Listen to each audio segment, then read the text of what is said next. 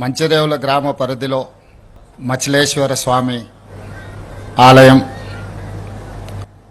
ఓంకారేశ్వర స్వామి ఆలయం ప్రారంభోత్సవ కార్యక్రమానికి విచ్చేసిన ఉప ముఖ్యమంత్రి వర్యులు బట్టి విక్రమార్క గారు, సభాధ్యక్షులు స్థానిక శాసనసభ్యులు మిత్రులు ప్రకాష్ గౌడ్ గారు, చేవెళ్ల శాసనసభ్యులు కాళే యాదయ్య గారు, రాజ్యసభ సభ్యులు వేం నరేందర్ రెడ్డి గారు, తెలంగాణ రాష్ట్ర చీఫ్ సెక్రటరీ గారు, డీజీపీ గారు, గ్రేహాండ్స్ అధికారులు, వివిధ కార్పొరేషన్లకు సంబంధించిన చైర్మన్లు, ఇక్కడికి విచ్చేసిన ప్రజాప్రతినిధులు, ఈ ప్రాంత ప్రజలకు, వ్యవసాయ కమిషన్ చైర్మన్ పర్సన్ గారికి, ఇతర సభ్యులందరికీ, ప్రత్యేకంగా నేషనల్ టీవీ 9 ఇన్ఛార్జ్ శర్మ గారు ఈ ప్రత్యేకంగా కాశీ నుంచి గంగా జలాలను తీసుకొచ్చి ఈ పునాది రాయి కార్యక్రమంలో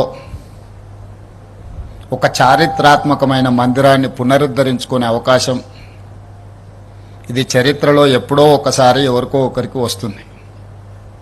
ఇది యథాలాపంగా ఏదో ఒక అభివృద్ధి కార్యక్రమంలో భాగంగా ఈనాటి కార్యక్రమం జరుగుతుంది అని నేను భావించడం లేదు. ఇది దైవేచ్ఛగా పెద్దల నానుడి ప్రకారం శివుడాజ్ఞ లేనిదే చీమైన కుట్టదు అన్నట్టుగా ఇంత గొప్ప కార్యక్రమాన్ని ఈనాడు మా ప్రభుత్వానికి ప్రజలకు అందించే అవకాశం ఇచ్చిండ్రు అనంటే ఇది గొప్ప భగవత్ కార్యము అని చెప్పి మా మంత్రివర్గం భావిస్తుంది. ఈనాడు దాదాపుగా 8 ఎకరాలలో 700 కోట్ల రూపాయలతో 1400 సంవత్సరాల పురాతనమైన ఆలయం, ఆనాటి రాచకూటుల నుంచి 800 సంవత్సరాల క్రితం కాకతీయుల వరకు ఈ ప్రాంతాన్ని సందర్శించడం, ఈ ప్రాంతంలో యోగులు ఇక్కడ తపస్సు చేయడం, ఈ ప్రాంతానికి ఒక గొప్ప చరిత్ర ఉన్నది. ఈ చరిత్ర కనుమరుగు కాకూడదు, ఈ చరిత్రను భవిష్యత్ తరాలకు అందించాలన్న ఆలోచన, ముఖ్యంగా మచ్కుందా నది వికారాబాద్ అడవుల్లో పుట్టి మూసీ నదిగా మారి హిమాయత్ సాగర్, ఉస్మాన్ సాగర్లో ఈసా నదిగా ప్రవహించి ఈ ప్రాంతాన్ని పునీతం చేస్తున్న 2 నదులను ప్రక్షాళన చేయాలి, ఈ నదులను పునరుద్ధరించాలి అనే కార్యక్రమాన్ని చాలా సంవత్సరాల నుంచి చాలామంది ముఖ్యమంత్రులు ఆలోచన చేసినారు, ప్రణాళికలు రచించారు. ఉమ్మడి రాష్ట్రంలో, తెలంగాణ రాష్ట్రంలో కూడా చాలామంది ప్రజాప్రతినిధులు ఈ కార్యక్రమాన్ని ముందుకు తీసుకెళ్లాలని ప్రయత్నాలు చేసిండ్రు. కారణాలు ఏమైనా ప్రయత్నం ముందుకు సాగలేదు. నేను మా మిత్రులు బట్టి విక్రమార్క గారితో మాట్లాడుతున్నప్పుడు వారు అన్నారు, ఇన్ని ఆటంకాలు వచ్చి ఇన్ని శతాబ్దాల యొక్క చరిత్రను పునరుద్ధరించే అవకాశం మనకు దక్కింది అని అంటే చరిత్రలో మనం ఒక మంచి పని చేసే అవకాశం ఈ జన్మలో మనకు దక్కినట్టుగా మనం భావించాలి. దీని బాధ్యతతోనే కాదు, అత్యంత పవిత్రతో కూడుకున్న కార్యక్రమంగా మనం భావించి ముందుకు వెళ్ళాలి. విమర్శలు వచ్చినా, అడ్డంకులు సృష్టించినా దేవుడే ఆ అడ్డంకులను అధిగమించే విధంగా మనకు శక్తినిస్తాడు. మీరు ఈ విమర్శల్ని పట్టించుకోవాల్సిన అవసరం లేదు. ప్రజల యొక్క నమ్మకం, విశ్వాసానికి ఈరోజు మీరు చేపడుతున్న కార్యక్రమం చాలా మంచిది, మీరు ముందుకు సాగండి అని చెప్పి ఉప ముఖ్యమంత్రి గారు నాకు సూచన చేయడం జరిగింది. అందుకే మిత్రులారా, ఈ వేదిక మీద నుంచి హైదరాబాద్ నగర ప్రజలకే కాదు, తెలంగాణ రాష్ట్ర పౌరులకు నా విజ్ఞప్తి ఒకటే. చరిత్రను గమనించినప్పుడు నదీ పరివాహక ప్రాంతంలోనే నాగరికత అభివృద్ధి చెందింది. సముద్రాల చెంతనే వ్యాపార కేంద్రాలుగా రాణించినాయి. ఈరోజు ఎక్కడైతే సముద్రం ఉందో సముద్రం పక్కన ఉన్న నగరాలన్నీ కూడా గొప్ప గొప్ప వ్యాపార కేంద్రాలుగా మారినాయి. ఉమ్మడి రాష్ట్రంలో విశాఖపట్నమైనా తీసుకోండి, ఈనాడు నెల్లూరు ప్రాంతంలో కృష్ణపట్నం పోర్టునైనా తీసుకోండి, దేశంలో ఎక్కడైనా మీరు చూడండి, కలకత్తా నగరాలు కానీ, ముంబై నగరం కానీ, చెన్నై నగరం కానీ, ఏ నగరాన్ని తీసుకున్నా సముద్రపు ఒడ్డున్న నగరాలు, రాష్ట్రాలే అంతంత గొప్పగా రాణించడం జరిగింది. ఆర్థిక అభివృద్ధి జరిగింది. ఈ ఆర్థిక అభివృద్ధి పరిశ్రమల యజమానులకే కాదు, అందులో శ్రమ చేసే ప్రతి చదువుకున్న చదువు లేని వాళ్ళకు కూడా ఉద్యోగ ఉపాధి అవకాశాలు కల్పించడానికి, ఈ దేశంలో నిరుద్యోగ సమస్యను శాశ్వతంగా నిర్మూలించడానికి ఈ సముద్రాలు, ఈ నగరాలు, ఈ నదులు, ఈ పరిశ్రమలన్నీ కూడా ఉపయోగపడ్డాయి. భారతదేశంలోని 29 రాష్ట్రాలలో సముద్రపు ఒడ్డు లేని ఏకైక రాష్ట్రం తెలంగాణ రాష్ట్రం. మనకు అన్నీ ఉన్నా సముద్రపు ఒడ్డు లేకపోవడం, మనకు కృష్ణా, గోదావరి, అదేవిధంగా మూసి, ఈసా నదులు ఉన్నా ఈ నదులను సరైన విధంగా ఒడిసి పట్టుకుపోవడం వల్ల, ఈ నదీ జలాలను సరైన విధంగా వినియోగించుకోకపోవడం వల్ల కొన్ని తరాలు నష్టపోయినాయి. వీటిని వినియోగించకపోతే పర్వాలేదు, కానీ వీటిని కలుషితం చేసి కాలుష్యం వెదజల్లే పరిశ్రమలుగా ఈ నదులను మనం తయారు చేసినాం. ఇది ప్రకృతి వల్ల జరిగింది కాదు, ఇది ప్రజల వల్ల జరిగిన తప్పిదం, ఇది మానవ తప్పిదం. ఈ మానవ తప్పిదాన్ని తెలిసో తెలియకనో, ఆనాడు పరిస్థితులు లేకనో ఈ తప్పిదాలకు పాల్పడడం వల్ల గొప్ప చరిత్ర కలిగిన హైదరాబాదు నగరమే కనుమరుగయ్యే పరిస్థితులు ఈనాడు దాపురించినాయి. దీనికి ఉదాహరణే ఢిల్లీ నగరం. ఢిల్లీ రాజకీయ కేంద్రం. ప్రధానమంత్రి, రాష్ట్రపతి, పార్లమెంటు భవనాల నుంచి సుప్రీంకోర్టు వరకు పెద్ద పెద్ద విద్యా సంస్థలు, పెద్ద పెద్ద విదేశీ పెట్టుబడులు వచ్చిన ఢిల్లీ నగరం ఈరోజు ఆ నగరం వెదజల్లుతున్న కాలుష్యం వల్ల ఈరోజు ఆ నగరంలో జనజీవనం స్తంభించింది. వాహనాలను ప్రభుత్వమే నిలిపేసింది, పాఠశాలలను ప్రభుత్వమే బంద్ పెడుతుంది, ప్రభుత్వ కార్యాలయాలనే ప్రభుత్వం సెలవులు ప్రకటిస్తుంది, పార్లమెంటు కూడా సెలవులు ప్రకటించవలసిన పరిస్థితి వచ్చింది. నేను ఒక్కటే అడుగుతున్న ఈ ప్రాంత ప్రజాప్రతినిధులను, ఢిల్లీ నగరంలో ప్రధానమంత్రి, రాష్ట్రపతి ఉన్నా కాలుష్యాన్ని మనం సరైన సమయంలో నియంత్రించకపోవడం వల్ల యమునా నది కాలుష్యమై ఢిల్లీ నగరాన్ని కప్పేస్తుంటే, ప్రభుత్వ కార్యాలయాలన్నీ సెలవులు ప్రకటిస్తుంటే, అక్కడికి వచ్చిన పెట్టుబడులు ఇతర రాష్ట్రాలకు, ఇతర దేశాలకు తరలిపోతుంటే, ఆ నగరం నుంచి, ఆ నగరంలో వెదజల్లుతున్న కాలుష్యం నుంచి మనం ఏదైనా నేర్చుకోవాల్సిన అవసరం ఉన్నదా లేదా? ఈరోజు తాత్కాలికమైన రాజకీయ ప్రయోజనాల కోసము, భవిష్యత్ తరాల కోసం చేస్తున్న అభివృద్ధి, నిలబెడుతున్న సంస్కృతిని అడ్డుకోవడము ఏ సంస్కృతికి ఇది తార్కణం అని చెప్పి నేను అడగదలుచుకున్నా. ఈనాడు ఈ మూసీ నదీ పరివాహక ప్రాంతంలో మూసీ నదిని ప్రక్షాళన చేయడం ద్వారా మూసీ నదీ పరివాహక ప్రాంతంలో మన విశ్వాసాలైన మనం ఆచరిస్తున్న హిందూ మతం కావచ్చు, ముస్లిం మతం కావచ్చు, క్రిస్టియన్ మతం కావచ్చు, లేదా సిక్కులు ఆచరిస్తున్న మత విశ్వాసాలు కావచ్చు, హైదరాబాద్ నగరం మత సామరస్యానికి ఒక వేదిక. ఈ మత సామరస్యానికి వేదికైన మూసా, ఈసా నదుల యొక్క పరివాహక ప్రాంతంలో మంచిరేవుల గ్రామంలో, గండిపేట పరిధిలో ఈనాడు మచిలేశ్వర స్వామి, ఓంకారేశ్వర స్వామి ఈ రాష్ట్రంలో, ఈ దేశంలో అత్యధికంగా విశ్వసించే శివుడి భక్తులకు ఒక అద్భుతమైన ఆలయాన్ని ప్రాంతంలో నిర్మించాలి, 1400 సంవత్సరాల చరిత్రను పునరుద్ధరించాలి అని మొట్టమొదట గండిపేట ప్రాంతంలో మూసీ నది ప్రక్షాళనకు సంబంధించి ఈశ్వరుడి ఆశీర్వాదంతో ఈనాడు ఈ కార్యక్రమాన్ని మా ప్రభుత్వం చేపట్టింది. అన్ని అడ్డంకులను ఈశ్వరుడే తొలగిస్తాడని ఎవరైనా దీని మీద దుష్ప్రచారం చేసినా, దీనికి పెడార్థాలు అంటగట్టిన ఈ రాష్ట్ర ప్రభుత్వం శివతాండవం చేస్తుందని చెప్పి నేను ఈ వేదిక మీద నుంచి సవినయంగా నేను చెప్పదలుచుకున్నా. ముందుకి తరలిపోయిన తర్వాత అత్యధిక ముస్లిం జనాభా ఉండే చార్మినార్ ప్రాంతంలో మక్కా మసీద్ చరిత్రలోనే ఒక గొప్ప గుర్తింపు పొందింది. ఆ ప్రాంతంలో ఒక అద్భుతమైన మసీదును నిర్మించడం ద్వారా లక్షలాది మంది ముస్లిం మైనారిటీ సోదరుల యొక్క మత విశ్వాసాన్ని చురగొనే విధంగా, ప్రార్థనలు చేసుకునే విధంగా మూసీ నది పరివాహక ప్రాంతంలో ఒక అద్భుతమైన మసీదును కూడా మనం నిర్మించాలనుకుంటున్నాం.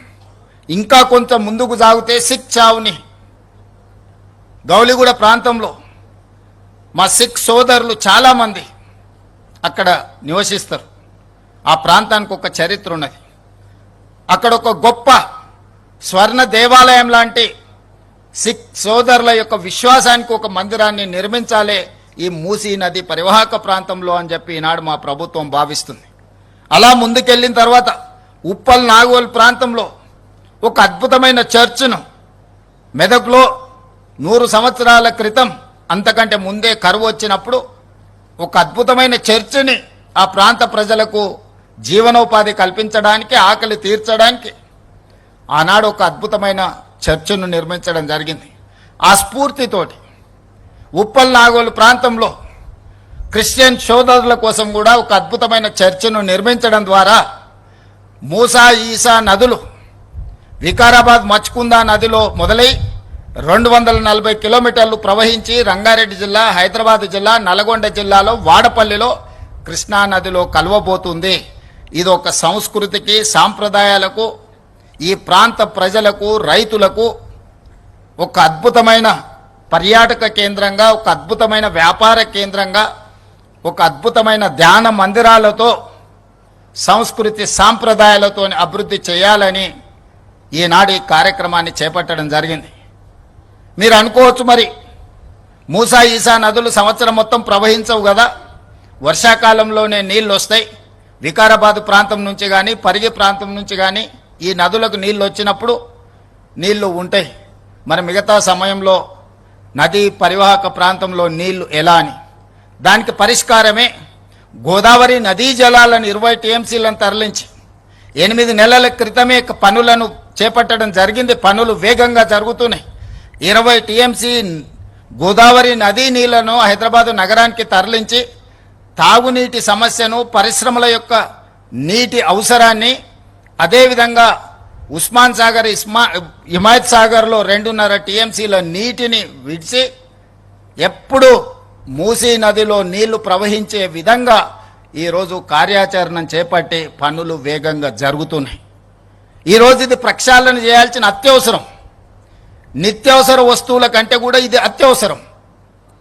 ఈ ప్రాంతంలో రంగారెడ్డి జిల్లాలో, హైదరాబాదు నగరంలో వెదజల్లుతున్న కాలుష్యం, పరిశ్రమల యొక్క కాలుష్యాన్ని, హైదరాబాదు నగరంలో ఉన్న డ్రైనేజ్ వ్యవస్థ మొత్తం దాదాపుగా 785 స్క్వేర్ కిలోమీటర్ల ప్రాంతంలో ప్రజలు నివసిస్తున్న, 1 కోటి మంది ప్రజలు నివసిస్తున్న, విసర్జిస్తున్న మలినాలన్నీ కూడా మూసీ నదిలో కలుస్తున్నాయి. ఇవే కాదు, ప్రమాదవశాత్తు మనుషులు చనిపోయినా, ప్రమాదవశాత్ పశు సంపద చనిపోయినా, పశువుల కలేబరాలు, మనుషుల కలేబరాలు, పరిశ్రమల యొక్క కాలుష్యము, ఈ ప్రాంతం యొక్క డ్రైనేజ్ వ్యవస్థ మొత్తం మూసీ నదిలో కలవడం, ఈ మూసీ నది ప్రవహించి రంగారెడ్డి జిల్లాను దాటి నల్గొండ జిల్లాలో ఈరోజు శాసనసభ్యులు, భువనగిరి శాసనసభ్యులు అనిల్ మిత్రుడు ఇక్కడ ఉన్నాడు, బీర్ల ఐలయ్య అక్కడ ఉన్నాడు. ఆ నియోజకవర్గాల ప్రజల గోడు వింటే రాయి అయినా కరుగుతుంది. రాయి కంటే కఠిన హృదయులు ఎవడైనా ఉంటే మాత్రం వాళ్ళకు ఆ ప్రజల కష్టాలు తెలియవు. ఈ కాలుష్యం వల్ల ప్రాంతంలో వ్యవసాయంలో పండించిన పంటలు ఎవ్వరూ తినలేని పరిస్థితి వచ్చినాయి. వాళ్ళు పండించింది ఎక్కడో అమ్ముకొని అగ్వకు సగ్వకు ఇతర ప్రాంతాలలో పండించిన వ్యవసాయ ఉత్పత్తులను ఈరోజు తినే పరిస్థితి.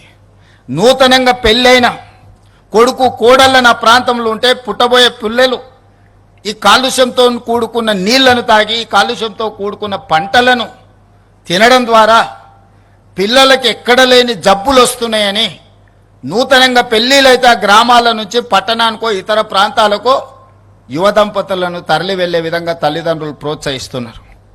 పుట్టిన ఊర్లో పెంచి పెద్ద చేసిన తల్లిదండ్రుల చెంతన ఉండలేని పరిస్థితి ఈరోజు నల్గొండ జిల్లాకు వచ్చింది. ప్రకృతి వల్ల వాళ్ళని ఫ్లోరైడ్ వెంటాడుతుంది. పుట్టడంతోనే అంగవైకల్యం, కాలు వంకర, కన్ను వంకర, నడువు వంకర. కన్న తల్లిదండ్రులు వ్యవసాయ కూలీలకు వెళ్ళాలంటే ఇలాంటి అవిటి పిల్లల్ని ఇంట్లో మంచానికి కట్టేసి బయటికి వెళ్తే ఎక్కడికి వెళ్తారో, మానసిక వైకల్యంతో ఇంటికి వస్తారో రారో అని ఇంట్లో పెట్టి తలుపు పెట్టి తాళం వేసుకొని వ్యవసాయానికి వెళ్ళే పరిస్థితులు నల్గొండ జిల్లాలో ఫ్లోరైడ్ వల్ల వచ్చినాయి. అది ప్రకృతి వైపరీత్యం. దాన్ని సరిదిద్దడానికి ప్రభుత్వాలు చేస్తున్నాయి. కానీ ఈనాడు మూసీ నది పరివాహక ప్రాంతం వెదజల్లుతున్న కాలుష్యం ఇది మానవ తప్పిదం. ఇది ప్రకృతి వైపరీత్యం కాదు, మానవ తప్పిదం. మానవ తప్పిదాన్ని సరిదిద్దడానికి మనం ప్రయత్నం చేయకపోతే చరిత్ర మనల్ని క్షమించదు.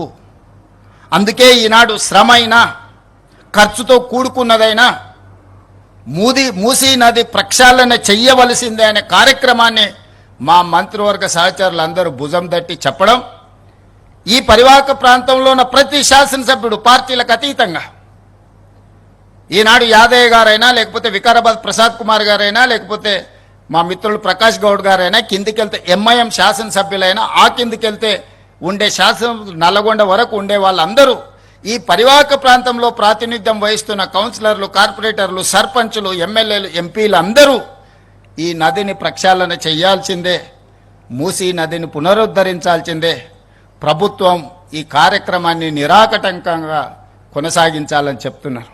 కొద్దిమంది స్వార్థ ప్రయోజనం ఉన్నవాళ్ళు రాజకీయ ప్రయోజనాన్ని ఆశించి మేం చెయ్యలేని పని మీరు ఎవ్వరూ చెయ్యొద్దు అని, మీరు చేస్తే మీకు మంచి పేరు వస్తుంది, మేం చేయలేదు కాబట్టి మీరు చేయొద్దని ఒక అక్క ఈ ప్రాంతం నుంచి 45 సంవత్సరాల కుటుంబం 100% రాజకీయ ప్రయోజనం పొందిండ్రు, అన్ని పదవులు అనుభవించారు.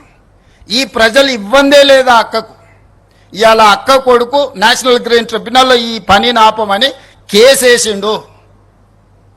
ఆ అక్క మనసు ఎట్లొప్పుకున్నదో వాళ్ళ కొడుకును ఇట్లాంటి తప్పుడు కేసులను నేషనల్ గ్రీన్ ట్రిబ్యునల్లో వేయించడానికని నేను అడుగుతున్నా. ఆ అక్కకి ప్రాంత ప్రజలు ఓట్లు వేయలేదా? వాళ్ళ కుటుంబాన్ని ఆశీర్వదించలేదా? ఈరోజు ఈ రాష్ట్రంలో, ఈ దేశంలో ఆ అక్కకు గుర్తింపు వచ్చింది, ఆ కుటుంబానికి గుర్తింపు వచ్చింది. ఇవాళ ప్రజాప్రతినిధులుగా, మంత్రులుగా పదవులు అనుభవించిండ్రంటే ఈ ప్రాంత ప్రజల ఆశీర్వాదం లేదా? ఈ ప్రాంత ప్రజల ఆకాంక్షలకు వ్యతిరేకంగా, ఈ ప్రాంత అభివృద్ధిని అడ్డుకోవడానికి నీ కన్న కొడుకే ఎన్జిటిలో కేసేస్తుంటే ప్రజాప్రతినిధిగా మీరు కొనసాగడానికి అర్హత ఉందా అని చెప్పి నేను ఆ అక్కని సందర్భంగా అడగదలుచుకున్నా. ఒకప్పుడు నాకు కూడా చాలా దగ్గర, ఆనాడు ఇట్లా లేకుండే. మరి ఈనాడు అట్లా తయారవ్వడానికి కారణం ఏందో నాకైతే తెలియదు. మంచి చెడు రెండు ఉంటాయి. మన సహవాస దోషం వల్ల మంచి వాళ్ళతో ఉంటే మంచిగా ఉంటాం, చెడు స్నేహం చేస్తే చెడిపోతారని పెద్దలు చెప్పారు. మంచి వాళ్ళని 10 రూపాయలు ఇచ్చి దగ్గరికి తెచ్చుకోవాలి, చెడు వాళ్ళు ఉంటే 10 రూపాయలు ఇచ్చి వాళ్ళ స్నేహాన్ని విడిపించుకోవాలని పెద్దలు చెప్పారు. ఈ చిన్న సూత్రం ఆ అక్కకు అర్థం కావడం లేదా అని నేను అడుగుతున్నా. అందుకే ఈ వేదిక మీద నుంచి అక్కగారికి సవినయంగా విజ్ఞప్తి చేస్తున్నా. ఈ ప్రాజెక్టును అడ్డుకోవడానికి నీ పుత్రరత్నం వేసిన ఎన్జిటి కేసును తక్షణమే ఉపసంహరించుకోండి, లేకపోతే ఈ ప్రాంత ప్రజలు మీ కుటుంబాన్ని సామాజిక బహిష్కరణ చేసే పరిస్థితి వస్తుంది, అంత దూరం రానియొద్దు అని చెప్పి నేను వారికి సూచన చేస్తున్నా. వారి వెనకాల ముసుగు దొడుక్కొని దాక్కున్న వాళ్ళకు కూడా నేను చెప్తున్నా, మీ వల్ల కాని పనులు చాలా మేము చేస్తున్నాం. మీరు ఇట్లనే ఉంటే ఆ హోదా కూడా మిగలదు. ఇలాంటి చిల్లర మల్లర ప్రయత్నాలని మానేయమని ఆ వెనకాల దాచుకొని ముసుగు దొడుక్కొని మూసి అభివృద్ధి కార్యక్రమాన్ని అడ్డుకుంటున్న వాళ్ళకు కూడా నేను సూచన చేస్తున్నా. ఇది రాజకీయ వేదిక కాదు, కానీ ఈ ప్రాజెక్టుకు సంబంధించిన అంశం కాబట్టి ఈ వేదిక మీద నుంచి నేను ప్రస్తావిస్తున్నా. ఏది ఏమైనా 600 అక్కడి సూర్యుడు ఇక్కడ మొలిసిన ఈ ప్రాజెక్టు చేసి తీరుతాము. ఇది మా దీక్ష, ఇది మా శివ దీక్ష. రామప్ప మందిరం ఆనాడు పనులు మొదలుపెట్టినప్పుడు అక్కడ దర్శనం చేసుకొని రుద్రదేవుడు నిర్మించిన రామప్ప ఆలయంలో మొక్కుకొని బయలుదేరినాం. ప్రజాపాలన తెస్తాం, ప్రజలకు మేలు చేస్తామని. ఆ రామప్ప ఆలయ నమూనానే ఈరోజు మంచిరేవులలో నిర్మించాలి అని మేము అనుకుంటున్నాం. శిల్పులను కూడా మేము విజ్ఞప్తి చేసినాం. ఆ రామప్ప ఆలయ శివుడి సాక్షిగా ఈ వేదిక మీద నుంచి నేను చెప్పదలుచుకున్నా. ఖచ్చితంగా మూసీ నది ప్రక్షాళనే కాదు, ఇక్కడ ఆలయాన్ని నిర్మించి ఒక గొప్ప పుణ్యక్షేత్రంగా, దక్షిణ కాశీగా, ఈనాడు కాశీ నుంచి గంగా జలాలు తీసుకొచ్చింది యథాలాపంగా కాదు, దక్షిణ కాశీగా రాణించే విధంగా ఈ పుణ్యక్షేత్రాన్ని ముందుకు తీసుకెళ్తాం. మీరందరూ అండగా నిలబడండి, ఆశీర్వదించండి. ఈ అభివృద్ధిని చూపించి మేము ఓట్లు అడగం. నేను మాట ఇస్తున్నా, ఈ అద్భుతమైన అభివృద్ధి చూస్తే ఈ దేవాలయాన్ని చూసి వాళ్ళకు ఓట్లు వేస్తారేమని, ఓట్ల కోసము నోట్ల కోసం ఈ ప్రయత్నం కాదు. చరిత్రలో దేవుడు మనకు ఒక అవకాశం ఇచ్చిండు, దాన్ని సద్వినియోగం చేసుకోవాలనేదే మా ప్రయత్నం. దయచేసి సహకరించాల్సిందిగా అందరికీ విజ్ఞప్తి చేస్తూ, ఇంత మంచి కార్యక్రమాన్ని వేద పండితుల పర్యవేక్షణలో ఒక అద్భుత కార్యక్రమాన్ని నిర్వహించిన మూసీ రివర్ డెవలప్మెంట్ అధికారులను అందరినీ కూడా మనస్ఫూర్తిగా అభినందిస్తూ, చీఫ్ సెక్రటరీ, డీజీపీ, గ్రేహాండ్స్, ఇతర ప్రభుత్వ శాఖలను అన్నిటిని కూడా అభినందిస్తూ మీ అందరి దగ్గర సెలవు తీసుకుంటున్న. ధన్యవాదాలు మిత్రులారా, ధన్యవాదాలు. భట్టి గారి సూచన, ప్రజల పట్లున్న మాకున్న నిబద్ధత, మా సంకల్పం, మా చిత్తశుద్ధి, అంతిమంగా ప్రజలే మాకు దేవుళ్ళు. వాళ్ళ ఆదేశాల మేరకు మేము ముందుకు